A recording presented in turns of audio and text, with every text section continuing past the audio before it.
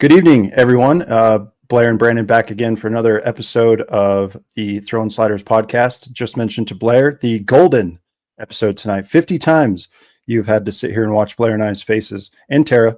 But we'll talk about everything that happened at the Randy Roberts Classic tonight, crowning of a few champions, and then a major announcement in the High Limit Racing Series this past week. So we'll get right into it.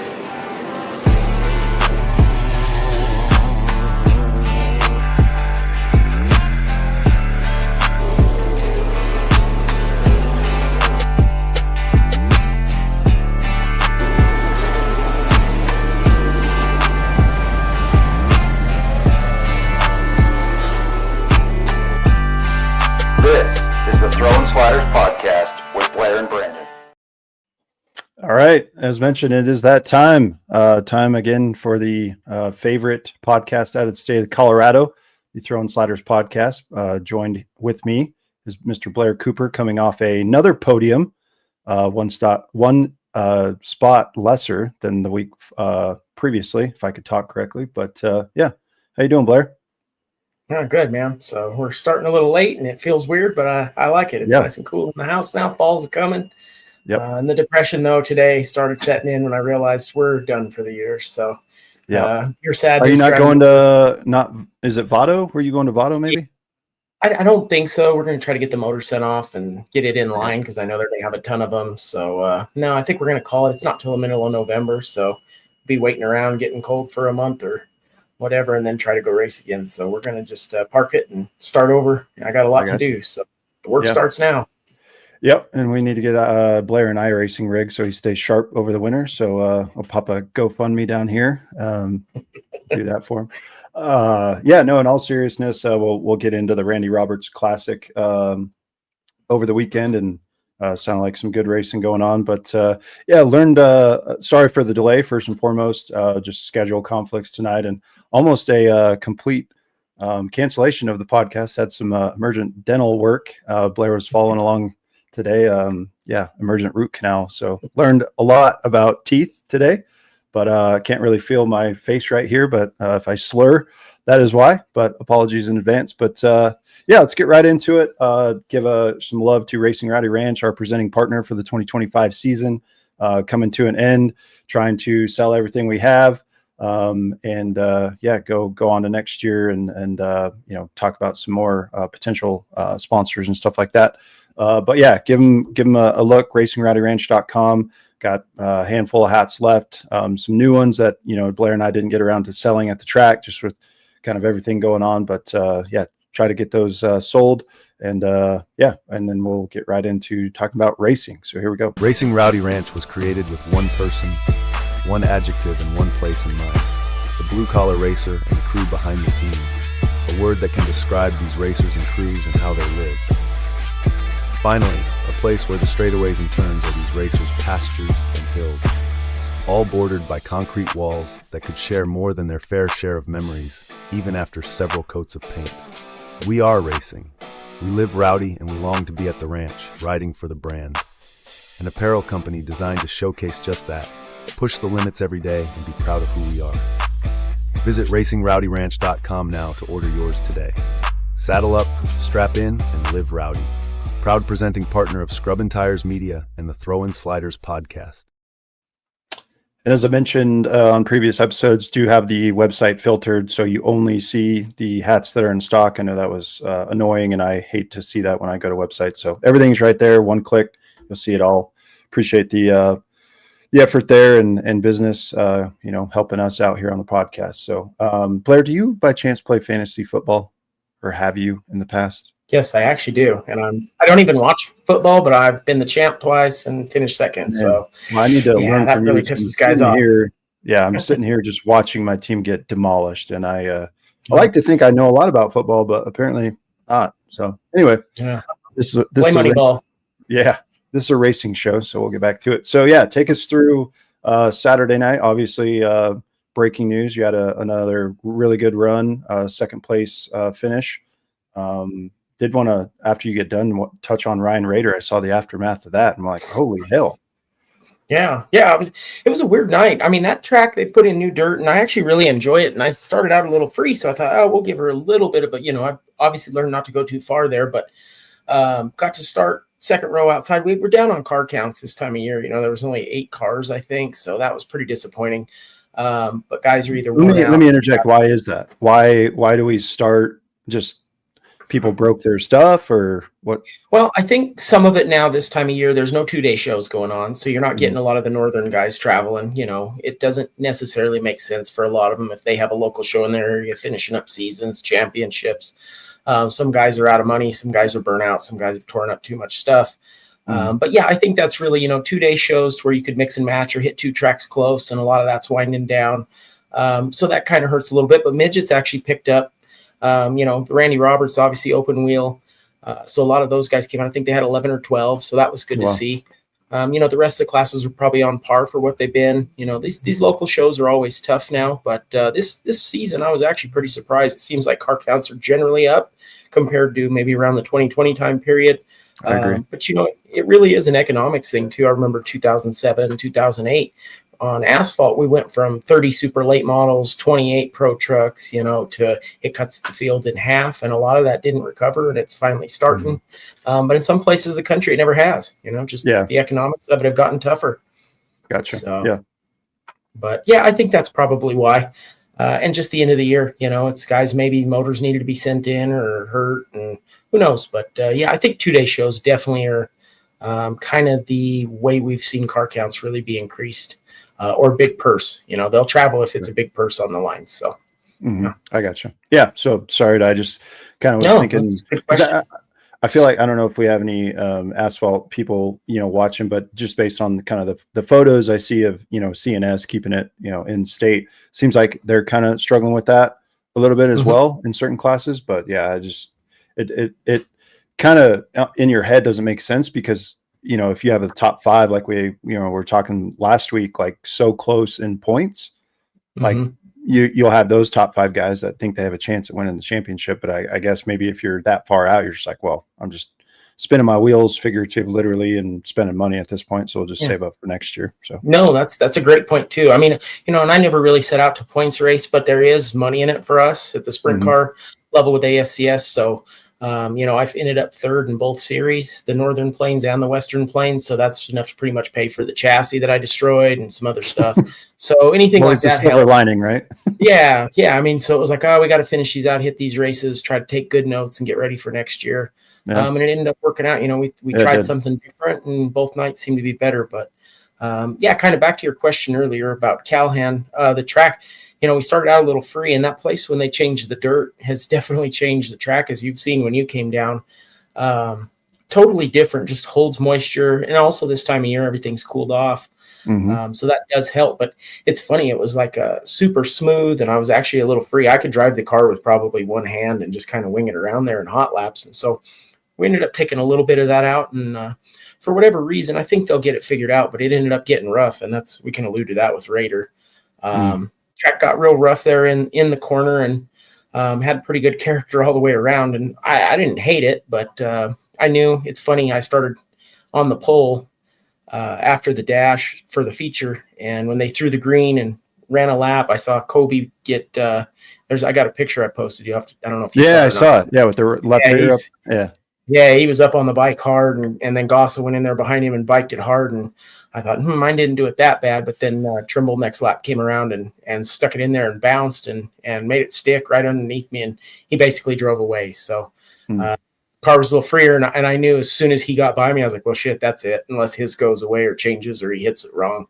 But that was it. And just had to follow for a while. And it was definitely exciting. I think I had at least three wheels off the ground at one point. Landed, and it felt like I hit a pillow. I was like, well, that's good. I didn't break nothing. So your back's like, oh God, brace for impact. Here we go. Yeah, and it was fine. It came down smooth. I was like, these gas shocks held up. So now I got to send them in and check the shafts, but it stuck. So yeah. So take us through what happened to Raider. I mean, that looked. I mean, it just completely flattened the wing. Yeah, Hope he's all right if he's watching. I mean, I think. Yeah, Yeah, I talked to him. I actually sold him some bird cages today because what it looked like what happened is I was coming around. Always a And salesman, you are. well, I Hey, got you just bunch junked your extra stuff. shit. You want to buy some shit? Yeah, so I got a deep discount. He's a buddy of mine. So, but anyway, it looked like when he got air, he picked up all 4 tires off the ground, and when he came down, it must have snapped. He sent me a picture. I know it snapped the top of the bird cage off, but he did collect the car and then didn't bring out the yellow. He kept the candles lit on it. And in doing that, it probably actually was counterproductive for him because he went down into one and the rear end must have swiveled on him when that bird cage and radius rod twisted and he hit the infield tire, and that was all she wrote. Ooh. He went 3 or 4 flips. Yeah, he was sore, but he's okay. I talked to him and he said it felt like a gorilla tried to grab him by the arms and rip him off. So, well, he's a big dude, so that's saying something too. Yeah. So anyway, he was a hurting unit, but he's all right. He's putting it back together, and could be good. 360 in it. No, so I tell him that every week. So time to get a 360 in that bad boy and let it eat. Yeah. Here's a public service announcement for Ryan Rader. Now that you've wrecked it, let's start new and get you, up competing with Blair every weekend. Yeah, need some horsepower. Just say it damaged the head or something of the motor that make your moral feel better. It. Yeah. Mm-hmm. But I saw Jen won the championship and the race again. What'd she win the last 3 or 4? I know. Yeah, she won 6 races this year. So first woman to win a championship in the RMLSA. Right? Mm-hmm. Congrats. That's awesome. Saw that hyper posted. So Jason had it running and she drove it to the checkers again. So just the podcast bump. That's what I'm telling you, man. That's what we're here for. And tell her it's all due to us. And then, even our own. I think. Well, I won't say that because in 2023 we're still doing the show and I was winning in the Outlaw car. I was about to say I'm the only one on the show that hasn't won, but that's false news. So yeah, good. It's hey, any luck that you can have, it's always better to be lucky than good sometimes. So if we have this mythical power about the podcast, we're happy to have people on and then they start winning. So yeah, well, and then I was a little worried about kind of speaking. Well, sorry, backing up a little bit, but man, after our feature with the Ruts, I didn't get to watch. I could kind of see from the trailer.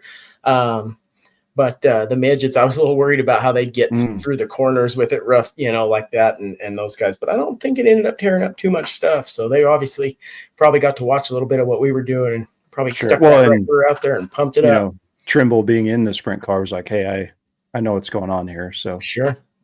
Yeah. Do they have, that wasn't their championship night, right? I believe they have one more at Dodge City. So I saw that on the schedule, and I think it's still probably a points race. So I didn't get to talk to anybody about it, but I did look it up, and looks like they've got one more to go. So, and it is Keith and Mark in first and second there. I'm not exactly sure how close it is. Need to check the points or how their points work, but that one, at least it's coming down to the wire there too. So yeah, I can just look on their handy dandy. Yeah. See if they have posted points. Oh, it's last updated on the 25th, it says. So Keith, leading, pretty sizable too, over 100 points. So okay. Yeah. All Hamilton Motorsports cars in the top 2 though. Yeah. Cool. Yeah. So look, everything's winding down essentially. But yeah, hats off to, I know we talked about it last week, but Brian Gossel and the battle there, 40 points ahead of Trimble. Did the math for you. Unfortunately, with as Blair mentioned, 8 cars, in the math, he had to finish 11th and Trimble win to overtake, but obviously that wasn't feasible just based on car count. But hats off to the Gossels, and I saw Austin did well over the weekend as well. Obviously not at El Paso, but I think they're the 3, from an outsider's perspective, just like I told you at El Paso a couple weeks ago when we were all pitted next to each other. I think. And we can get into it with the merging, or I guess the disbarment of the Western Plains moving into 2026. I think the 3 stables that are really going to kick it up a notch and continue to have success were, Trimble, rouughtruck.com, and the Gossels right there, all, pitted right there. And I think everything that you guys have going on collectively, the 3 teams, it's exciting to see from a fan's point of view, especially at a local level, because now you're starting to see any given night, especially at El Paso, any 3 of you could win. It's throw your hat in the ring, and so that's exciting as a fan. Yeah, and that'll probably change too. That, and I mean, it's not in stone yet. I mean, that's just kind of been the rumor. Sure. But you get those Northern Plains guys too coming all the way up from Montana Mhm. and down. If we start mixing it up to where you have those 2-day shows and stuff, those dudes are tough too. So those are both Yeah. really good series. Well, and And it reminds go me, ahead. sorry to cut you off. It reminds me kind of No. like the High Limit and World of Outlaw when they, you know what I mean? Like Mhm. you guys are the High Limit, those guys are the World of Outlaw, and you're combining, and it just makes better racing for the show that, or fans watching the show. So sorry to cut you off. Sure. Yeah, no, and then you get that good mix of national tour. Hopefully they keep hitting more of this area. Seem like they've really, I mean, the crowd draws were big Oh, yeah. everywhere they went around here. So, they put together that 2-day show. And then there's that other series. In fact, I ran with them the first race of the year, the Melbourne Bank 360s. So that's like Nebraska. And you get, Mhm. that even bumps into the Sooner regions. So you're starting to get a really good mix of guys. It's like if it makes sense to do that traveling, you'll see guys from all over. And man, if they're traveling that far, they're usually really tough. Mhm. So you run into a lot. I mean, even Kelly Miller out of Canada, whenever we've ran with him, or he's come all the way down to Wyoming. That's probably the furthest south I've seen him, but I know he goes further than that. But man, talk about guys that unload and they're going to be tough to beat. It really, sprint car racing, midgets, open wheel stuff in this area really seems to be getting more competitive. And guys are willing to travel a little further because, like we talked about just a minute ago, local stuff is getting harder to justify. Oh, yeah. Uh, for most teams, which is sad because it's killing some of the teams without the budgets or the means to travel that far, or even the crew help. I mean, Yeah. you can't drive 8 hours and it be a 2-man show a lot of times and be confident in it. But Yeah. yeah. So Well, and I think to that point, we're going to touch on this in our last segment of the night. But hearing Rico on the Dale Jr. download talk about how so Dale Jr. asked him a question of like, how do you determine how many events you run? And obviously his MO is every race on the High Limit series. And then, he said it comes down to not putting my crew in a bind. So if they have to be at a show on a Friday night and then, travel 10 hours the next day, like I'm not going to do that to them. Like that's a lot of, so I think it bleeds into the local scene as well. And I think it's you mentioned the purse as well, but it's a very difficult time, I feel like, economic wise in the world, or I guess in the sport of racing, because not only are the promoters and the tracks not paying maybe as much as we're used to, or that the drivers think they should be, but also it's very hard to find sponsors, right? So unless you have, families with money or businesses that you operate out of, it's hard for the local guy that doesn't have either or and just kind of doing this out of his garage with no help and stuff. So it's just kind of a bad, like we always keep talking, and we talked, with our previous guests about it, but sprint car racing from a fan's perspective is like a trajectory like this. And it's weird that if you take that same graph, the money, unless you're at a national show, but like a local level is flatlining, and sponsorships are right there, if not going down on the curve. So it's just a weird dynamic of like the sport is increasing and people are flocking to it more, but to pay these guys is a whole different story. Well, and I mean, we've talked about it a lot too. It has to basically be done like the purse is not paying the bills. It doesn't matter No, whether you're a High Limit or no, World Outlaws, it just World helps. Outlaw late models. Yeah, it's just basically will help your running and operating costs, and that's how the driver gets paid. But it has to be done through a lot of these big corporations at that level. But for us, and it is funny, like I talked with my dad about it in the 80s when he was running super late models, it was $1,000 to win for their normal regional tour show. Well, the cost of I did the math, about 5 to 6x of what they were back then, but the purse is basically flattened out. I mean, and you do get these national tour shows, 5,000-10,000 when you see $1 million at Eldora. Late models, they're even more expensive to run than sprint cars. Midgets have gotten to be at just as much, and their purse is half of what ours is most of the time. I mean, they got to be close, especially when you get these TRD and Stanton engines and how many nights they can go. But, the economics of that are tough. So it's kind of got to be, I think, like horse racing. It's going to be very niche at some point, but the people that are in it, they want to keep it going. And you do see a lot of money pouring in. But it's not necessarily trickle down economics to the smaller teams.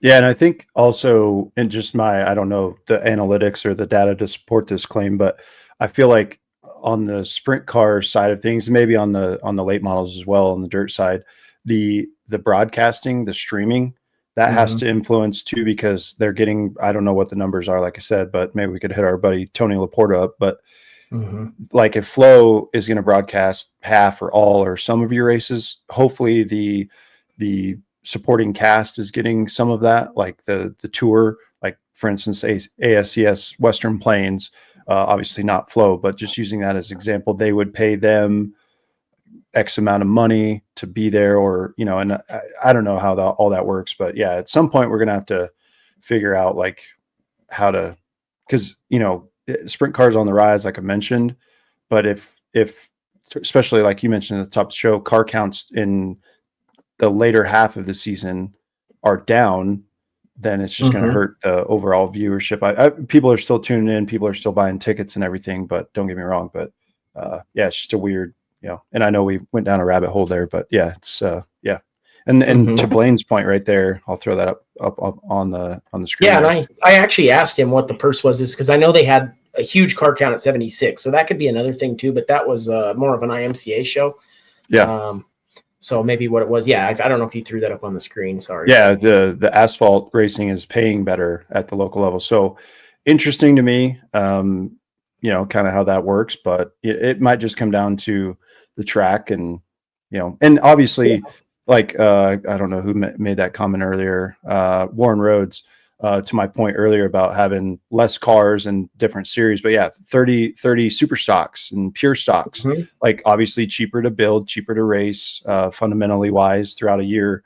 But the more cars you have, the more entry fees you're getting, pit passes, etc. So they could probably pay out a purse better. So it's just kind of this vicious circle of, if you only have 8 sprint cars, hey guys, I can only pay you this much because you know, this is all we can afford. So yeah, it's I don't know the answer either way. Well, and I mean, like, you know, I think that comes down to it is maybe with scheduling. I think everybody's getting better at it too, because for a while this was all dead. Like I said, I'd never even heard of the dirt tracks around here, and you know, CNS was kind of the mecca. That was because honestly, just the seat size, and they had the weekly show there.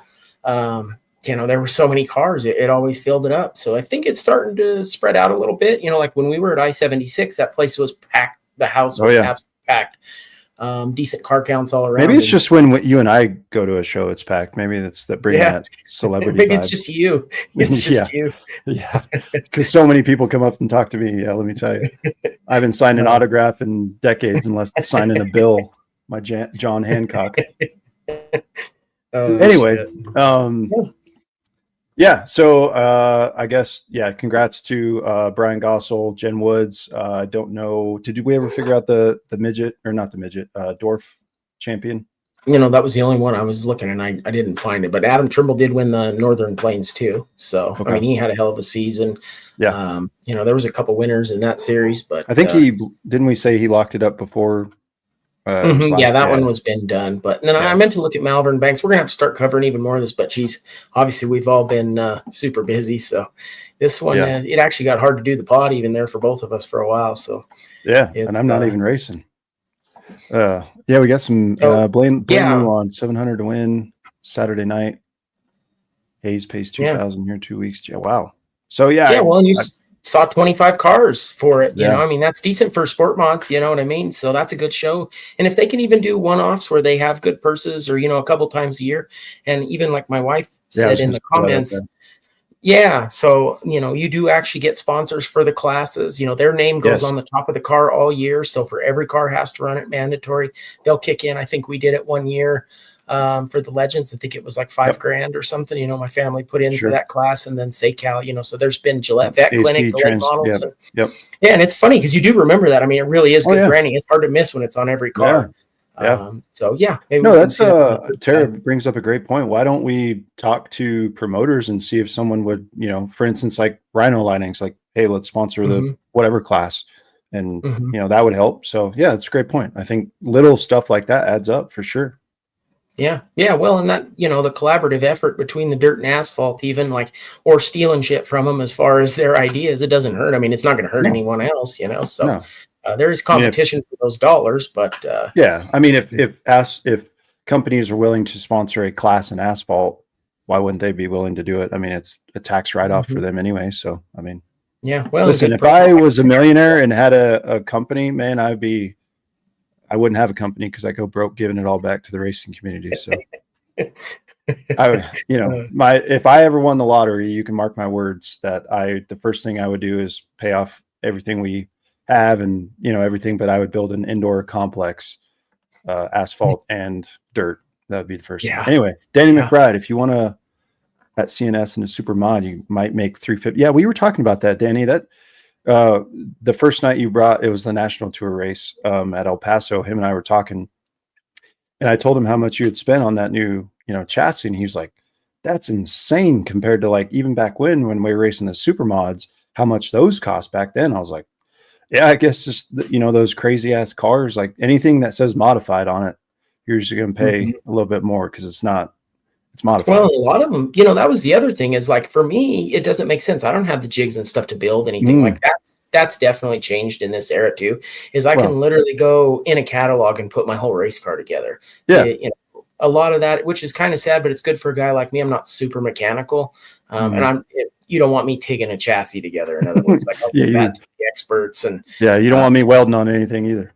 Yeah, so they could cut costs there by just doing their own labor and guys that really knew what they were doing. But shit, there's nobody, in town that either has the time or isn't going to charge you even more if they have to start from scratch. If you don't have the jigs and are producing at scale. I think for reference, Danny, correct me if I'm wrong, but I want to say he said back in the 80s, 70s, even when they were racing those things, it was like 10, 20 grand just for the bare bones chassis. I'm like, holy shit, especially back. that's still expensive today, but let alone back then, man. Holy smokes, when you're making $10 an hour, that was a pretty good salary. Yeah. See, there you go. 60 grand. I was wrong. Yeah. That's crazy. Yeah. I guess pick and choose your class wisely. That's why I went back to go-karts, because I can afford everything.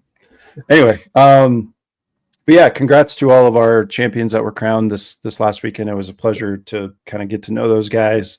At least in the Western Plains, a little bit on the national tour as well. But yeah, like I said earlier, I think 2026, as long as the same cats are going to play ball out there, I think it's the race fans in Colorado are really in for a treat, because a lot of people stepped up this year, including our own. And I think you're going to see a lot of good battles locally and whenever, they travel, and the potential combination of another series within the main mothership. I think that's just going to add really good things. So yeah. All right. Yeah, I guess what else do we have? Yeah, the high limit stuff. So we're going to pause for a break from one of our new partners this season, and hopefully we're going to have them back as we kind of dwindle down here in 2025. But you guys been hearing Blair and I scream Mountain Ops all the time. You've been seeing it probably at the track. We always have it with us wherever we go. It's a mainstay, and they're a really good partner. And if you really take the time to follow them on social media, go to their website and kind of understand who they are as a company, it really makes sense why Blair and I are so high on them. It's not just some, there's tons of companies out there that sell, these products and stuff like that just to make a buck and, get these younger crowds to, buy in. And, I've seen so many advertisements for, we need this, that, or the other to play video games. The Mountain Ops is not, driven that way. So I do challenge you to take the opportunity, if you're still curious, if you haven't, gone to their website or talked to Blair and I about it or got some free product or whatever, certainly do that. Take the time. Blair and I are really on board with them, and we're looking to, better and further that partnership in 2026. So I'll quit talking, let the ad do the talking for us. But yeah, cheers to Mountain Ops.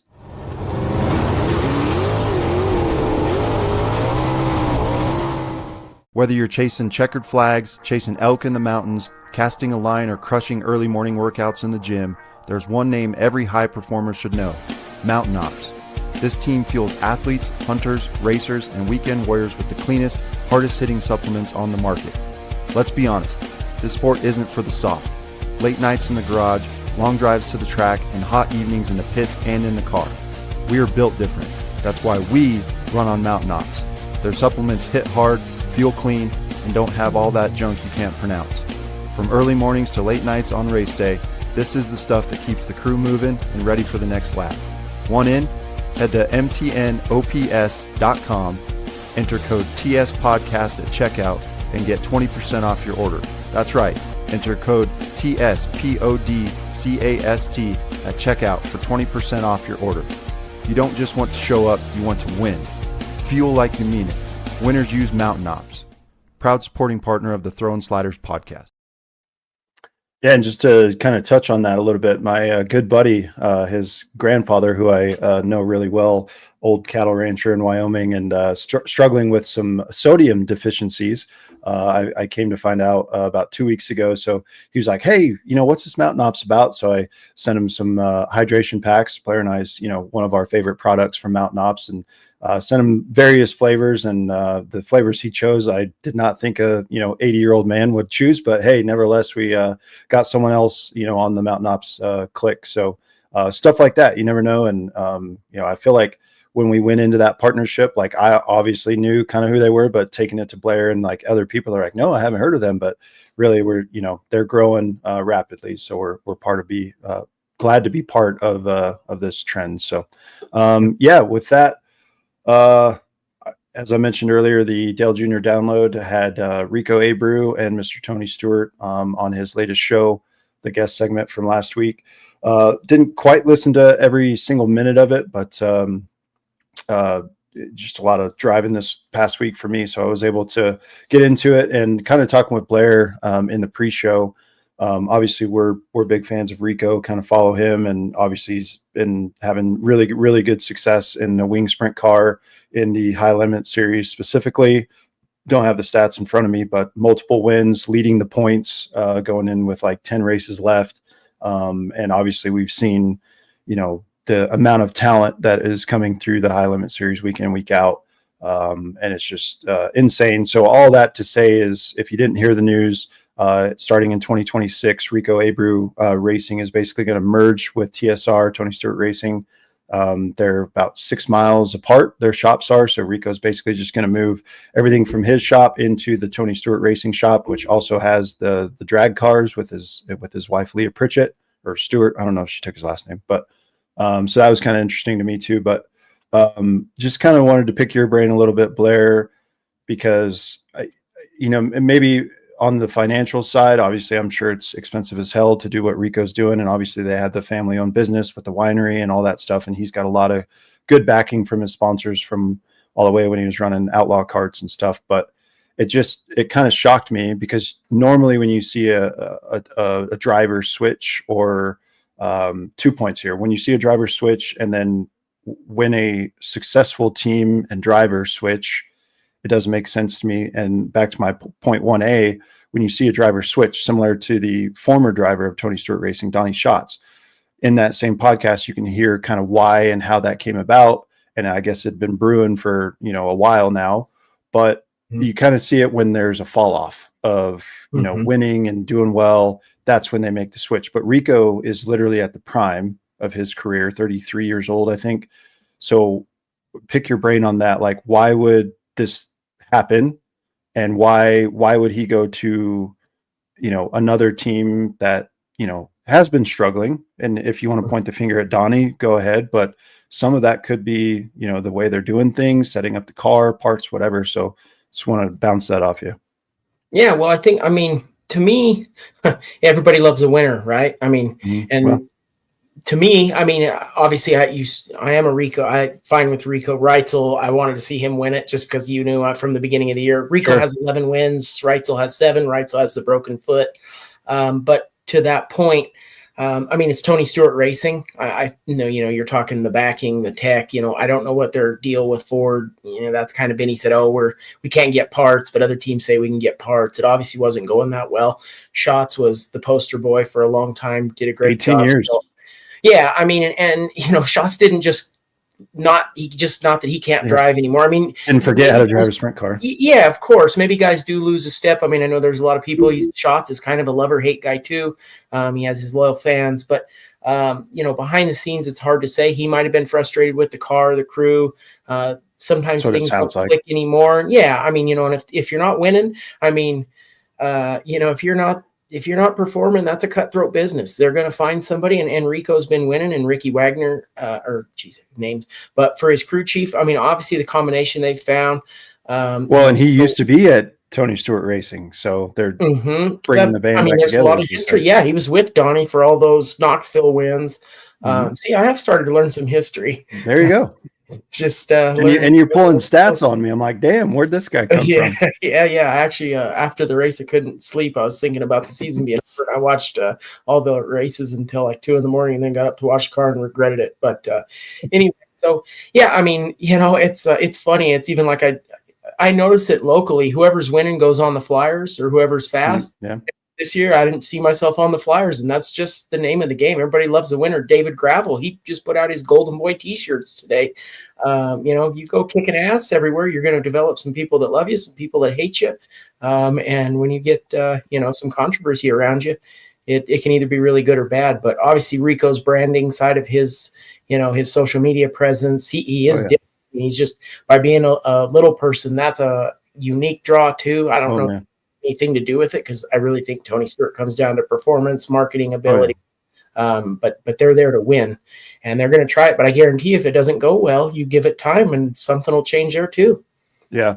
Well, I think to your point, like, I feel like Rico and his wife have done like like we've talked about Tanner Holmes a bunch, and they're similar in their social media presence and stuff. Mm-hmm. But I think Rico connects to the younger fan like far more than any other driver for whatever reason. And, I bought t-shirts from him and stuff, and he's listened to the fans of, hey, normal t-shirts like the one I'm wearing, you don't see a race car on the front. Well, Rico Abreu shirts you do, because the kids were like, hey, we want to see like, he just has that niche, and I don't know what it is about him, but he's got the youth behind him as well. Sure. And maybe Tony sees that, like, hey, Donnie's old, he's on the latter half, on the back nine of his career, if you will. And Rico's this youth interjection and has this following in the sponsorships to back it. But it's just a weird, thing. And I think it makes more sense for Tony than it does Rico. Obviously Rico, in that podcast episode, they talk about Dale Jr. asked him like, hey, what's the dynamics like? Cause you got all these parts, you got all these cars and stuff. And they basically said, we're just combining everything. We're not going to separate everything out. We're just meshing everything together. And that's that. But from a financial side, it does make sense for Rico, like you said, to have that backing.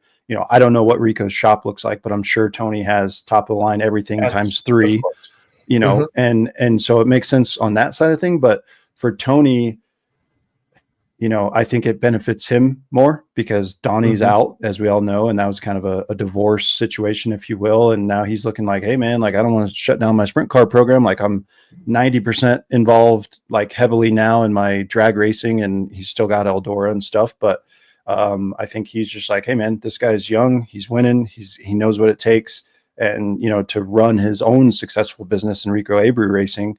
And he's like, this is the best freaking thing that's happened to me since I signed Donnie Schatz 18 years ago. So it's just kind of mind blowing, I guess, that, it'd be like to put it in layman's terms for like a NASCAR, it'd be like Hendrick Motorsports merging with a Joe Gibbs. Like, what? Like, you guys are doing fine. Why do we got to do that? But yeah. And I mean, maybe not a great analogy, because Rico Abreu Racing is probably not as, like I said, mentioned about the shops. Yeah, I think with TSR too, what you're getting is probably the connections. I mean, even though Rico, they may or may not, they've never talked about their budgets, but the access and even time allowance for, say, if Tony needs to get in the wind tunnel with that car is going to go in the wind tunnel, to where even though you're Rico and those guys, just getting that a lot of time, because those are tied up so much. I mean, they're basically running, we heard that when we talked to, anyway. Yeah. Or no, NASCAR. Elledge, Jimmy. Oh, Jimmy. With Dale Earnhardt, he said that when he became the crew chief for Red Bull, he said we went from having to book wind tunnel to now we can have it 12 hours a week to nonstop put that telemetry through. And so, you just have more access. I mean, Tony owns the stuff, or can take it to North Carolina or wherever. I mean, that's probably one of the advantages, or to even have that next tier of money they're spending at NASCAR. He can take, they can reset the calibration and run sprint car, and it obviously didn't work with Donnie there for a while. I know people blame it on the Ford, who knows? I wasn't, I think in listening to that, just as a third person listening to that podcast episode, hearing Tony talk about it, it just sounds like, after a while, you're around the same people night in, night out, week after week. and it just kind of fell off and like butting heads a little bit. And like Donnie's very much hands-on guy. And Tony even elaborated like, hey, I let him for 18 years. He did everything. Like I didn't have, I mean, I'm sure he did have some input, but like Donnie ran the show and it's just not clicking and gelling now. And you do see that like every single motorsports driver at the national level from when they first got signed with the team, you know, you take the biggest driver arguably in the world, not from a statistics standpoint, but Dale Jr.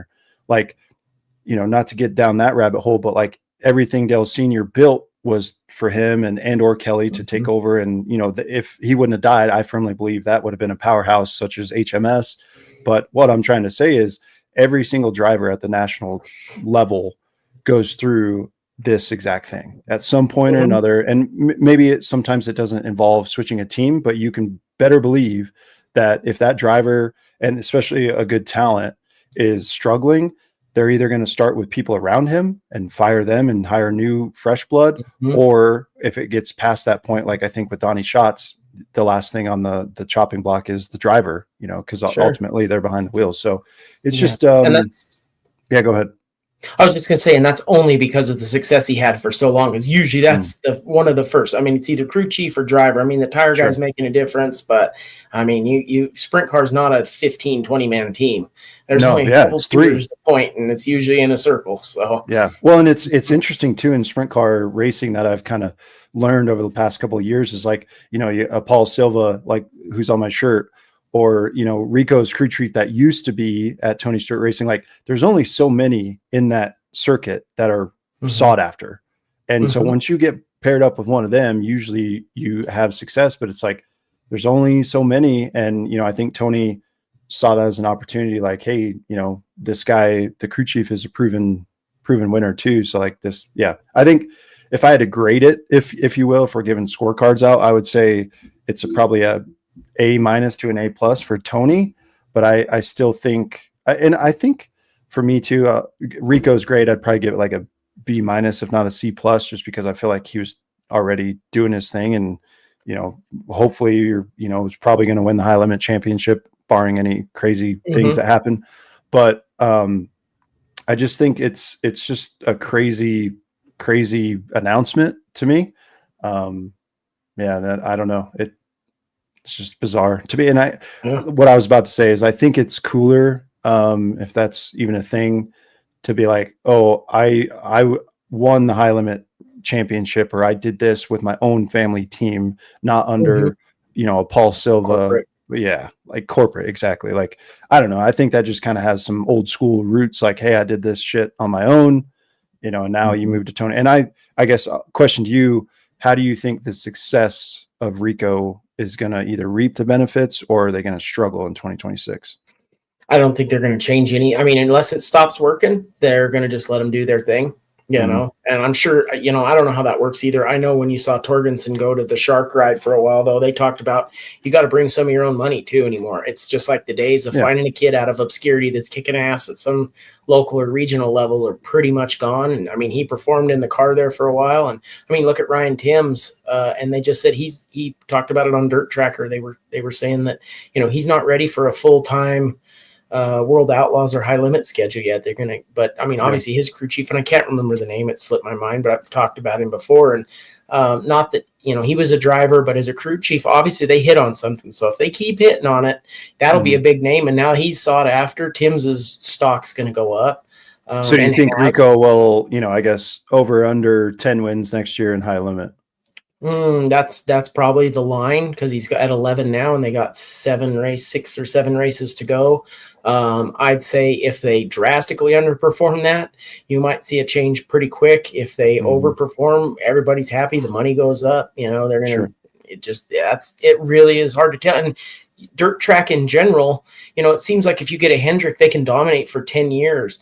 You know, Donnie back in the day, but the games changed. The cars are very similar. The tire games changed. You know, back when Donnie was doing some of that, and that last era, that guys didn't even run the same tires. Yeah, you had They had different manufacturers and different compounds they could try. Yeah. And I mean, Jesus, some of them were up around 19 inches of stagger. You can't even get 19 inches of stagger out of a set anymore. Jesus. So, on these short, tight tracks in California, I watched an Mhm. old Jimmy Sills video, and he says he had 19 inches in the car. I'm like, the biggest I can Just probably turn left stretch for out you. to is, it's 15, 16 inches, so, and they don't have camber cut into them and stuff like that. So the cars are so even for somebody to have a breakout year. That's why they're getting, that's why it was even the thought. Stewart wasn't going to hire a nobody. I mean, those days are gone. It's not, Well, I wonder, a shot. Yeah, I wonder, I have a follow-up question, but I wonder, you brought up a good point. I wonder, with the decline of Donnie, and I invite those to, watching this show to listen to that episode. But I wonder, because he said it stemmed about 2 years ago when he should have made this decision with Donnie. But the loyalty was there, obviously. But I wonder if Tony ever crossed his mind, which kind of bleeds into my next question. But, with everything he has going on, with drag racing and, running Eldora, which, I don't know how hands-on he is outside of being there running the tractor and stuff, but, did he think about, hey man, maybe the sprint car thing is just done and over with now? Should I just, we had a great run with Donnie and now I'm just going to focus on, obviously having a kid now changes things, but yeah. So that, I'll let you answer that and then I have a follow-up. Well, I just actually heard this. Like I said, I was laying in bed. I watched God, I don't know how much, but he said that his heart is in short track dirt. Good. So he said if everything else goes away, he'll still be a part of short track dirt racing. That's where his heart is. That's what he loves. So that made me really happy that at least they're out there supporting or giving guys a place to race, putting up. Especially a guy with money like that. Like sure, and has the contacts. Everything's about relationships and not just because of money, but helping guys, do things or find them their spot and the connections. We talk about that all the time. Relationships are everything. But yeah, it does help. He's able to fund a lot of it too. And if you love something like that, that's where we put our money into what we love, just like they, it's just more. Yeah. So I guess my last question kind of on this topic is, do you think that him, being so involved in NHRA with Leah and now Tony's running his full-time own car and then having a kid, running Eldora, God only knows what else Tony's got going on in the background. Do you think that had an impact on the results on the sprint car side? Because Tony, when he was fully vested in running stock cars, he was one of the greatest to ever do it. When he was running, sprint cars themselves or before the drag racing stuff, the long-winded answer, he was hard to beat. And his cars were hard to beat, but now he's kind of drifted into all these different things. And obviously the performance, and obviously, like we mentioned earlier, there's driver, there's crew, there's setup, there's parts, there's a whole thing that go into that bag. But do you honestly think having a hand in so many things, he kind of let his foot off the gas and just gave all the free will to Donnie, and that's why their progress went down? I imagine part of that could very well be. But I think when they were having success, he might not have written and said, hey, this is going well. Why would I stick my hand in it and screw it up? When it started probably not going well, I think that probably happened pretty quickly, but the loyalty factor there. But there's also one thing, and I've heard some people make light mention of it. And, they say every driver has his era, like in a certain car at a certain time. It just fits their style. And I can't remember who was making reference to it, but that Donnie was never the absolutely rip the cushion, bang the boards kind of guy. Well, you could make a quick reference across the bow to Jimmy Johnson. 7 championships, and I think 7 of those were with 3 or 4 different cars, type of cars. So yeah, in one era. And not to say he couldn't go out and do it again and something, but when things change, you've been so acclimated and successful, sometimes finding that right balance. Now they even had talked about, you've got Larson who came in 2020 really heavy on the sprint car, banging the boards, ripping the top. The shock game has changed. I know even you don't see it much anymore. Yeah, TSR's team was trying Fox shocks. They've been doing different things. They had telemetry meters on the car, so they definitely threw it at the cars. But when you see guys absolutely railing the rim, maybe that's this era of with the tires they've got, how well the wings work. The air. You saw Rico's car and Larson's with those side decks, and so maybe it's changed on him a little bit, and he either hasn't figured it out, or maybe he won't catch back up to that. And maybe right now this isn't the era where guys can just slow and steady. Well, and to your point, like I feel like there's only a handful of drivers that are willing to go do that lap after lap. Rico, Corey Day, Kyle Larson, like Brad Sweet doesn't really. If you watch him, he's kind of that old school crowd too. You and like made mention of that the other day. Did you hear him when he said when he got passed by, I think Pursley, he said, maybe this is the new gen's time. Maybe I'm the old guard. And so he's got to look within himself. And I think if you watch that Dirt series, I don't think Brad Sweet has maybe a year left in him. Sure. It's just, passing of the guard. It's all it is. And it happens in every sport. But I think you make a great point there that maybe Tony just got behind the ball, and so did Donnie, because they're old school, racers, and this new blood coming up that has a different driving style. And I'll say, to the point of Kyle Larson and Corey Day and these guys, their mindset, because they have the money and the backing, is literally, I don't give a shit if I wreck this thing. Like, I'm gonna go for it. And I mean, that but there's also something too why Donnie is also like an 18-time, because we've talked about it. I mean, even T-Mez put out a video the other day.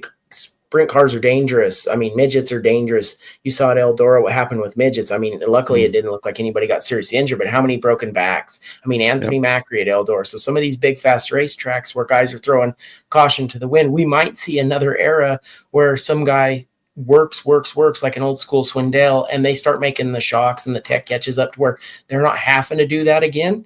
And, guy bobbles on the cushion and they're smooth and steady. So it's going to be forever changing. And if everybody starts ripping the top, that means there's going to be grip left on the bottom, or, it's never going to stay the same. Yeah, no, it's who really knows, good. But he might be out of his era. And, these guys that are absolutely banging the boards and tearing shit up or getting hurt might shorten their careers. The cars are going to change. I think to your point, watching Eldora and the nasty wrecks there, like Tyler Courtney, and obviously with Reitzel and everything, like, I think it has kind of ingrained something in these drivers' brains a little bit. Like, I think that Corey Days and Kyle Larson's, like, they're just, if I die, I die type of thing. And I pray to God that doesn't happen. But some of these drivers, I feel like it really, in listening to Door Bumper Clear when they had Tyler Courtney on post Eldora, like, it really sunk in with them. Like, what we do every week is, very dangerous. So I don't know if it'll change some people's driving styles. I don't know if I've really, keyed in on that since all these wrecks, but I feel like, with one to go, like, I don't know, would it cross your mind? Like, I have an opening. Yeah. And that's the thing. It's like all these drivers like, I just watched my buddy break his back last weekend, but I got a shot to win. That's why I actually love sprint cars. I feel like so much of the world has been nerfed that, and like kids and stuff, like literally was why it attracted me. I was like, this is so dangerous. Like on the edge. Yeah. And I mean, we're not racing Eldora, but even when we go to these half miles, it's like, you can just tell, like, if something, but I don't know. I think it's that kind of guy. It's no different than bull riders or, like these guys are going to go, and you could just tell like the difference. I've raced so many different things now. Like the sprint car is the one place where I felt like I couldn't just outballs a guy. Like they're all like, anybody who's fast there's something wrong with them. I think I'm the only one who's normal. I feel that way, but then, it's just a different animal. It's like when I watched midgets at Eldora, I was like, everybody out there that's ripping that thing's got big cajones. Yeah. And late models, all that stuff, it's all dangerous, but it just seems like the open wheel stuff has gotten absolutely so corner speed. Like, I mean, they're not going lap time that much faster than they used to, but the way they're doing it and having everybody be the same when they got to come off that racing line has changed the game. And if you throw something in there and try to get under a guy getting dirty air, I mean, you're going to pay the price for it. Yeah. No, the point you make there of having everybody, and that's the disadvantage of a spec series, if you call it that, where, setup only goes so far. Driver input is, limited because everybody's got the same stuff. And, it brings me back, to the history buff part of my brain. In the 2001 Daytona 500, they introduced, basically it was a wicker bill for the cars that were right on top, just past the windshield on top. And it, Bill France and all those guys were like, hey, we want pack racing in these drafts. Like, we want everybody together. It's better. And, one of Dale Earnhardt's last radio communications was, hey, RC, talking about Richard Childress, somebody's going to get killed out here because we're all so close together. And lo and behold, like, I'm not saying that's why he, got his life tragically ended, sure, but it does make for, it's better racing, sure, for the fans, but at some point, like if you can't gap the car after you pass them, like you're just asking for them to stick a nose in there at some point. Mm-hmm. Yeah, I mean, it's funny too. It is so much safer now. I watched Sprint Car Classics. It's from AJ Foyt and Sure. and all those guys back then. And shit, in 4 races, 2 guys died. They don't even stop racing back then. No. It's like, so the history of that, and I think you see a lot of families that's like ingrained in them, of this open wheel stuff. And yeah, I don't know, but to me, when I'd go to the track, like I kind of love the super late model side. That's what my dad did. I love to see all those cars shining under the lights when they'd go green, 30 of them. And it was intense. I mean, that kind of stuff is super intense. But to me, with the sprint cars, it's like everybody lines the fence because it's either going to be, even on asphalt, it's like everybody lines the fence from the pits to the grandstands because these guys are going to do something that, it could either be just incredible or it's going to go to shit in a hurry. Yep. No, I like totally that. It made me feel that heaviness. Like when we went and sit in the stands, even on a short track, it's like the crowd feels heavy. Like there's something in the air, and that's addictive as shit. Yeah, and you're literally watching, like I said, some of the best racing comes from 10th on back, because the leaders, usually got some sort of lead. But yeah, like to your point, you could tell everybody's just watching for the next moment, whether that's going to be a badass slide job, someone, doing something crazy or a wreck. Cause like you're literally inches, centimeters off of each other every single lap for 25, 30 laps, and something's bound to happen. So yeah, I think you make a good point. Well, and it's funny, even I talked to Adam a little bit about it. He, just that race at Pueblo, finally to have where it's 2 guys, really the only 2 cars that are in it, and going absolute for there was maybe 300 people there, and we're going to war. And it's like, it wouldn't have mattered if there was nobody there when they, he's got the same mentality, and Gossel and all these guys in our series, even that have been around and doing it. It's like, they understand the consequences. I've even talked to them about their kids, their families, but, these guys, it's like, it doesn't matter what it's for. If there's a checkered flag coming out, it's going to go hard. Yeah. We have a disease. You don't ever want to wreck somebody, but that's what I think, like I said, with the whole world being nerfed, the open wheels coming back in the dirt side, because they're getting wild, and the more money they throw at it, Jesus, it just makes it that much worse. If it's $100,000 to win, you make, driver gets half that, you made $50,000 tonight. Shit. It's, that's a big deal. Yeah, I pray that my daughter and maybe any unborn children we may or may not have, if they decide to go the racing path, that it's not in a sprint car or anything like that. Because I feel like, watching you obviously get nervous for you and everything, and obviously pray that nothing, ever happens. But when it's on your own flesh and blood in that car, it's like, I don't know about that. Yeah, that's hard. I have a hard time watching play volleyball race. But it's different. But I don't know. And that's even short tracks. Like I need to take you with me to somewhere we're hauling ass. There's some places I flip the visor down and I'm like, you can go wide open in hot laps, and you're like, if this thing comes off the track or out of the groove, you're in deep shit. Yeah. And that, to me, when you make it out of that though, you feel so good. It just it's like, or you do well in it, and other guys, when it's tight, that's what keeps you coming back. So that's why I'll be depressed now I'll have to drive stuff, but I always find something weird to rip around, but I wish we could just race all the time. Yeah, well, like I said earlier, if I win the lottery, we can build an indoor complex, and then we can resolve that issue. Man, that would be. I feel like if we all put some funds together collectively throughout the state, asphalt and dirt, we could probably make. And even if it's not even buying it, but just renting something for 12 months, that'd be great. Yeah, but we can only hope. Yeah, that was kind of unless you had anything else, Blair, I think that was our last segment. No, I do have, we needed to cover a little bit. There's one more championship coming up. Late models, So El Paso County, they've got championship night for late models, warriors, junior compacts, stock cars, sport mods, hobby stocks, compacts, and it says they have a draw and redraw. So they're going to try to squeeze it all in. And then there's a race on Sunday at Mosca. So there's still a couple more. So if you need to get your itch filled for the season before they shut the lights out and the snow falls here in the Rocky Mountain region and out west, there's a couple more chances. So go check them out. And you know what? I'd be so sad. I might have to go watch on Saturday. So just to get your own itch, even though you were just in the car. I always bring my helmet. You never know where. Hey. So I've like damn Tom Cruise in Days of Thunder always has his driving suit and a helmet with him. Yeah. But yeah, yeah, that's really all we had for tonight. So hopefully you guys enjoyed that. Don't know how many episodes. Blair and I really haven't talked about how many episodes left for us in the season, but certainly probably count them on one hand as far as the season is concerned. And then obviously try to do some stuff in the wintertime as we keep elaborating on. But yeah, I don't know, Blair, if you wanted to give Mark Hamilton and Hamilton Motorsports some love here. Yeah, actually, did you see the new hat? I did, yeah. I got some I need- swag. I need for both of that. us, so. Yeah, we're gonna find out exactly what the plan is for next year. But again, they helped me out at the track. I was actually out of fuel. I came up a gallon and a half short, and Sam was there waiting with me for a drum and a dolly.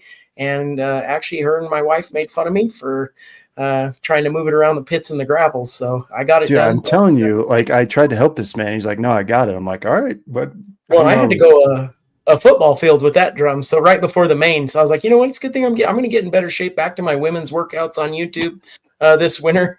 I'll be tuned up again and another 10 pounds down and maybe stack on a little more muscle endurance. There you go. But, yeah, I can roll a drum. But yeah, I got to talk to Troy Ullery.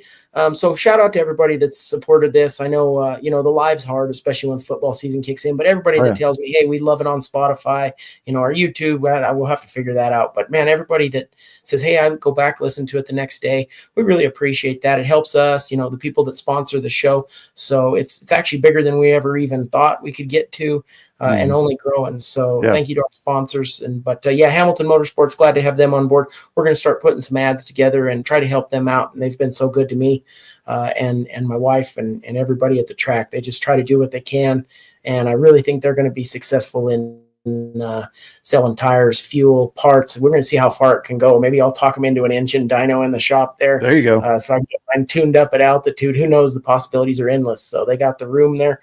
Hopefully, we'll see what all they're going to do. But yeah, go get your tires and stuff stocked up. I know they still have pallets and clearing stuff out for the winter and reorders and everything. So don't get caught with your pants down this next season. That's why I'm literally started working on the car tonight. And I talked to you. It's like, this is going to be, I've got months to get it ready, but we'll be getting tires mounted, everything fixed and ready to go. Don't have your car wait until the last minute. I only did that 1 year and never again. So now I start now. Yep, absolutely. The off season is for most of the guys is right now, and it does seem, what is it, October, November, December, January, February, March, April, 7 months or so, but it literally flies by. So and having Hamilton Motorsports come on board, super pumped about that, and obviously kind of late in the game, but we'll figure everything out in the off season and come back reloaded and even better show and platform for next year. And excited for the things to come. It's crazy. Blair and I were alluding to the golden anniversary, I guess, episode 50, which is insane to think that Blair and I just on the dirt side, really have been doing 50 weeks that we've been in your, living room or bedroom or whatever, watching. Well, I know. I knew immediately when I said that Blair was going to, yeah. But anyway, wherever you listen. Kinky, we can see you through these cameras. So. Yeah. The bathroom, wherever you listening to us, we're just glad to be, you listen to us and watch us. So we'll continue to pump it out as long as you guys keep listening and interacting and stuff like that. So appreciate that, and we'll get something lined up for next week. But good luck to everybody racing for a championship this weekend, and obviously keep it rubber side down, as we always say, and give us something to talk about. So. That's all for me. I don't know, Blair, if you wanted to send everybody out on the right way. Yeah, shit, man. Thank you, everybody. We appreciate it. And I don't know how I ended up here or how most of my life's turned out the way it has, but I'm grateful for all you and everybody that we've made friends with and got to meet. It's been a great season, and we'll have to chat about racing, because otherwise I'm going to be in a sad depression for it'll be about 5 months. We're going to start early next year. So yeah, it's a weird mindset. I'll end on this, that, towards the later, August, September, October, like my mind switches, because it's like one part of my brain is like, all right, racing's dying off. And then the frontal lobe of my brain is like, you got to go chase elk through mountains in a couple weeks. And then the other side, or the back half of my brain, is like, you love football through and through. So it's just like this weird phenomenon of being sad that racing's gone, but then I got to focus on hunting and focus on football. And it's just, it's a good time of year. And for you, I think ending on a heater, as we titled the episode, it's really good. Kind of came a little bit late, but I think it's certainly pages of notes and stuff for your team to build off of going into 2026. So yeah. So shout out to my crew and everybody, my wife, my father-in-law, they were with me hard through and through this year. My dad and my brother when they could come. So any of the extra help and everybody who gave us a hand, you coming out, Keaton, we worked with him. He did good this last weekend and all the guests and everybody. So just really grateful, for everybody. So we're looking forward to it. Let's go kick some ass next year and have some fun and keep racing alive. Absolutely. So yeah, we'll schedule one or two, however many episodes more left, and Hamilton Motorsports, looking forward to that as well. Yeah, go find them. That's their page right there. So we'll put it in the show notes. You can go to their Facebook page and you can get a hold of them. So we'll hook you guys up with them and go from there. Absolutely. Well, everybody, appreciate it. Hope you have a great rest of your week, and we'll catch you next Monday for episode 51. Till next time, keep throwing those sliders. This was another production of Scrubbin' Tires Media. The Throwin' Sliders podcast is hosted by Blair Cooper and Brandon Hall. Video and audio was created by Bryce Holcomb. Please like, share, and leave a 5-star review. And as always, keep